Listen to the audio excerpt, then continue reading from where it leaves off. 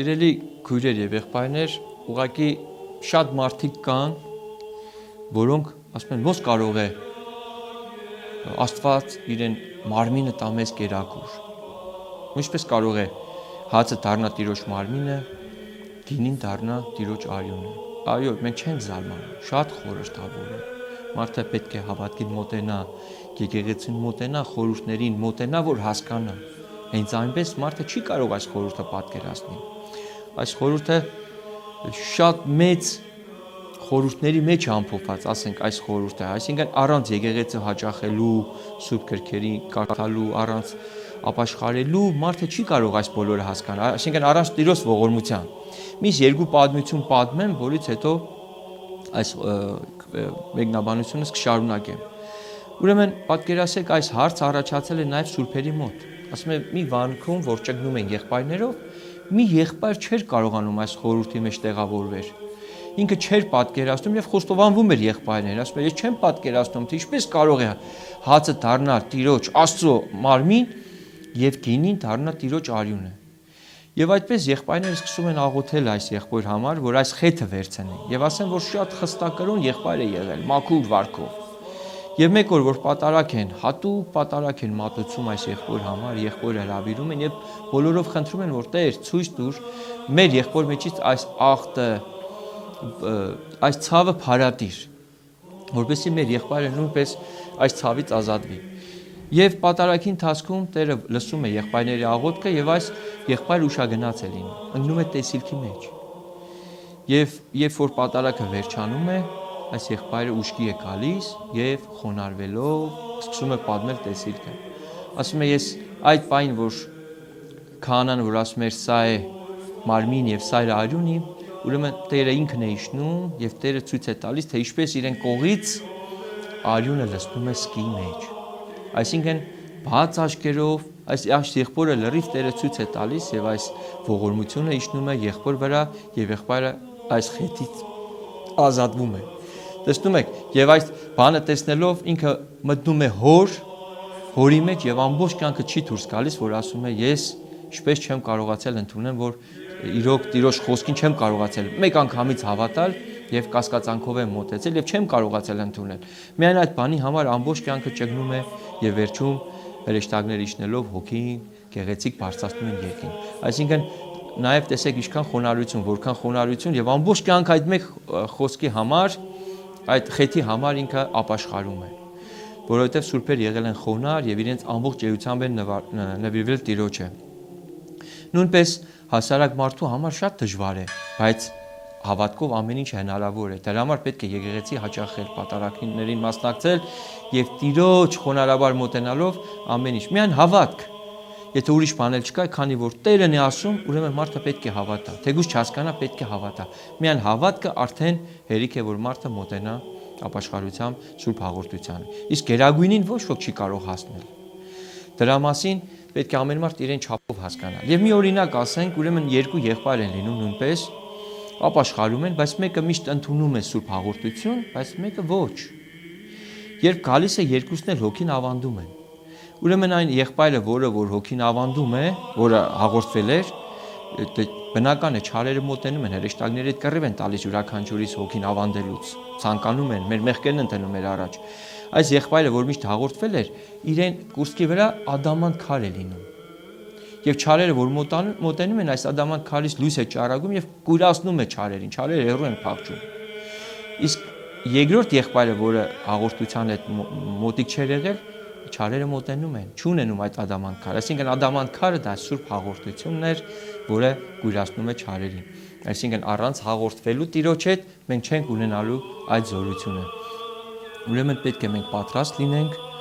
այո, արժանապես ապաշխարելով մոտենանք Տիրոջ հաղորդությանը։ Եվ ասեմ, որ շատերը ասում են, որ պետք է անպայման ջուր խառնվի եւ այլն, Տիրոջ կողից որ խոսեցին ջուր եւ արյուն բխեց։ Այո, ջուր արյունը կապ չունի հաղորդության հետ։ Տերը վերնատան մեջ ասավ, սա է մարմինը, սա է արյունը, չասած սա է ջուրը։ Այսինքն մարմինը պետք է լինի մաքուր հաց, գինին պետք է լինի անապակ առանց ջրի գինի։ Իսկ կողից որ խոցեցին, ցույց տվեց ավազանի աջ կողմը, որը մեր եկեղեցի մտնում եք, Սուրբ Սեղանից դեպի աշխոմը ավազ մկրտության խորհուրդն է, այսինքն ջուրը մկրտության խորհուրդն է, մկրտության ավարտին մենք հաղորդում ենք մկրտվողին, այսինքն Տիրոջ արյունն ենք տալիս մարմինը, այդ խորհուրդն ունի։ Եթե այդպես մտածենք, թե դա հաղորդության հետ կապ ուներ, ուրեմն մենք պետք է մկրտության ջրի հետ արյուն էլ խառնենք, որը չի կարելի, այսինքն ամեն մեկը պետք է իրեն տեղը դնել։ Մենք խոսում ենք մեր եկեղեցու օրենքներից, մենք գործ չունենք ուրիշ եկեղեցիներից, ոչ էլ դադում ենք, ամեն եկեղեցի ինքը պետք է պատասխան տա, բայց քանի որ մենք առաքելական եկեղեցին ենք, ուղղափառ սուրբ հայոց, մենք խոսում ենք մեր եկեղեցու մասին, մեր եկեղեցին պահել է օրենքը, պաշտպանել է, մենք էլ պետք է պահենք մաքուր անապակ ձևով, որպեսզի Տիրոջ անեծքը չկրենք։ Եվ ցավալին որն է, որ այսօր նորից հեթանոսներ են գլուխ հանել, սիրելի ժողովուրդ, մեզ քննադատում են, հետևյալ խոսքերն են ասում, թե քրիստոնյաները իրենց Աստծո արյունն են ուտում, մարդակեր են, արյուն են ուտում, Տիրոջ մարդու միս են ուտում, չեն ամանչում սրանք նախ, որ ուրացողների դասն են, տիեզերքի արարիչի դեմ են հելնում, Քրիստոս Տիրոջ Աստծո որդու դեմ, որը եկավ փրկեց ամբողջ մարդկությանը, եւ նամանավանդ հայ ազգի հեթանոսները, որոնք չամանչելով, որ նախ չեն պարծենում, որ առաջի քրիստոնյա ազգն են, եւ չեն հասկանում, որ Տիրոջ արյունը եւ մարմինը դա ողորմությունն է, մեր փրկության համար է տրվում, եւ մեր հայրերը իրենց այս հեթանոս ամբարտավանների պատասխան հետեւյալ կերպ են տալիս, ասում են հեթանոս անողորմ դու մորդ արգանդի մեջ ում արյունով էիր սնվում, չէ որ երեխան մոր արգանդում մոր արյունով է սնվում, մորից հորից է այդ արյունը վերցնում եւ սնվելով դուրս է գալիս աշխարհ, հասկանում է ինչ կա։ Նույնպես Աստված մեր հայրը մեր ծնողը լինելով իրեն արյունով է մեզ սնում, որպեսզի այս աշխարհից հանի հանդերձյալ աշխարհ։ Տեսեք թե որքան գեղեցիկ եմ բացատրում, ինչպես որ երեխան նորից եմ կրկնում, արգանդում մորից հորից է արյունը վերցնում եւ դուրս է գալիս այս աշխարհ։ Նույնպես մենք ընդունելով Տիրոջ մարմին եւ արյունը այս աշխարհից պետք է գնանք գետնային այն գեղեցիկ աշխարհը, որի մասին մենք կարող եմ ասել, որ պես պատկերացում չունենք։ Այսինքն այդ նույն խորհուրդն է կատարվում, այսինքն մենք ոչ թե մարդու միս եւ արյուն ենք ուտում, այլ Տիրոջ արյունը, որը մեզ պետք է տեղափոխի երկնքի արքայություն։ Ուրեմն ամեն ինչ պետք է հասկանալ։ Եվ նաև մի ուրիշ օրինակ ասենք։ Տեսեք, մեր հայրերը ասում են մարդու ականջը, որ նայեք մեր ականջները, նման է երեխային մոր արգանդում։ Սա նույնպես խորհուրդ ունի։ Ինչպես որ երեխան մոր արգանդում նոր ասացի չի լսում Աստվածային խոսք, այլ մորից զգացմունքներով է հասկանում։ Միայն աշխարհ ծնվելով աշխարհում հասունանալով է հասկանում։ Նույնպես այսօր մենք երեխայի պես ոնց որ մոր արգանդում մեր ականջը դա է խորհրդանշում իրեն կառուցվածքով։ Մենք նույնպես ընդունում ենք, բայց կատարելապես չգիտենք ինչ է մեզ համար պատրաստված։ Ուղղակի մենք ովքեր որ ընդունենք Տիրոջ արյունը մարմինը հավատքով, նույնպես այս աշխարհից հետո մենք կատարելապես կապրենք երկնքի արքայությունով եւ կհասկանանք այդ բոլորը։ Ուրեմն այդ հեթանոսները, որոնք արդեն կարող եմ ասեմ, որ ոչ հայ զավակներ են, ոչ մաքուր ծնունդ են, քանի որ ուրանում են իրենց մայր եկեղեցին, տիեզերքի արարիչին, թող չխանգարեն հայ ժողովրդին, իրենք ոչ մի բան էլ չեն հասնելու։ Միևնույն է, մենք հասնելու ենք, մենք պայծառանալու ենք, մեր հավատքը շենանալու է, մեր առաքելական հավատքը բացվելու է, մեր սուրբ վարդապետների իմացությունը մեր հոգիներից ներս թափանցելու է եւ մեր ազգը վերստին դառնելու մեր Գրիգոր Լուսավորչի Թադեոս Բարթոմեոս առաքյալների հավատքին եւ ոչ մի ազգ չի կարող մեր իմաստությանը դեմ կանգնելու։ Ուղղակի ասեմ, որ մեր հայրերին չեն ասում, մարմինը մենք մարմնավոր այր ենք եւ հոգեվոր։ Ասում են մարմինը ուժեղ է եւ տեսանելի։ Մարդիկ միշտ վազում են տեսանելին, իսկ հոգին իմացական է եւ ոչ տեսանելի։ Ոչ տեսանելին իմացականին հասնելու զոհաբերություն է հարկավոր։ Իսկ մարդիկ չունենալով ցանկություն այդ զոհաբերության չեն հասնում իմացականին եւ մնում են այդ մեղքերի մեջ։ Հեթանոսական կրոնը, սիրելի ժողովուրդ, զգացմունքային կրոն է, չարից խաբված կուրքերի, ուրեմն թողնում են Տիրոջը, վաղդին են պաշտում, ամոթ է, անայտ դիցուն են պաշտում։ Մենք ունենք Աստվածածին, Սուրբ Կույս, ունենք Սուրբ Ռիփսիմեի Կայանե, ինչու է հարկավոր անայտ դիցուին, ինչու է հարկավոր Վահագը կամ Աստղիկը մյուս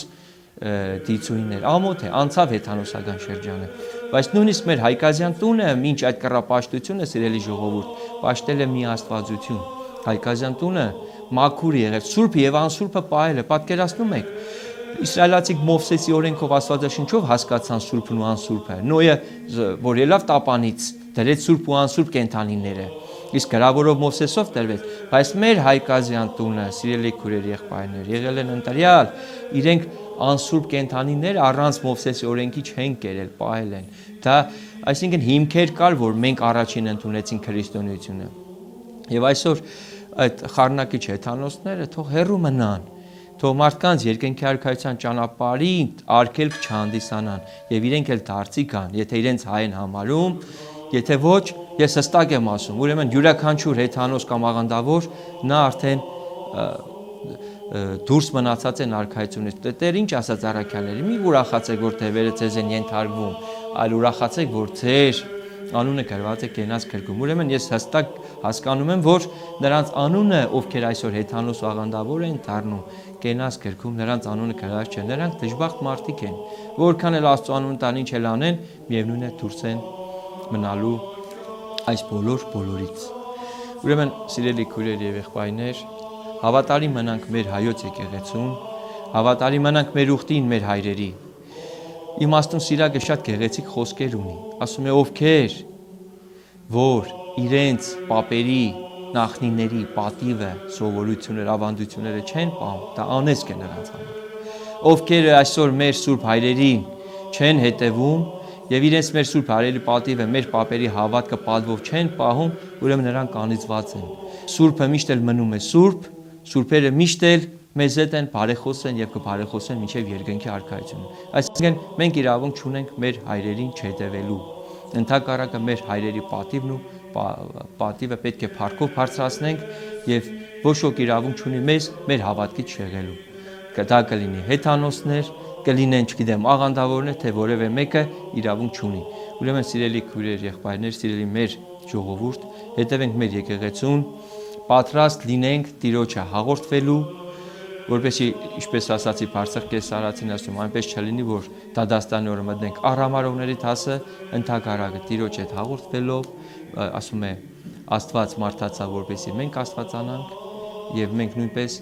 Աստծո շնորհներ ընդունելով կարողանանք տեղափոխվել երկնքի արքայություն, որովհետեւ այս կյանքի իմաստը անիմաստ կլինի, եթե երկինքը մենք չժառանգենք, ուրեմն մեր ապրերը զուր կլինի, մենք կընկնենք անեծքի տակ։ Ուրեմն թող այս հաղորդությունով հաղորդվենք երկնային Տիրոջ հետ, որպեսզի երկնքում տեղ ունենանք, վերջում հրեշտակների, սուրբերի, մեր սուրբ հայրերի հետ բոլորիդ միասին տեղափոխվելով երկինք, փառավորենք Սուրբ Երրորդությանը, Հորը, Որդուն եւ Սուրբ Հոգուն, այժմ եւ միշտ եւ հավիտյանս հավիտենից ամեն։ Դեպի տաճար հաղորդաշարի ստեղծագործական խումբը իր երախտագիտությունն է հայտնում քաղաքապետ Վարդան Ղուկասյանին հաղորդաշարը հովանավորելու համար։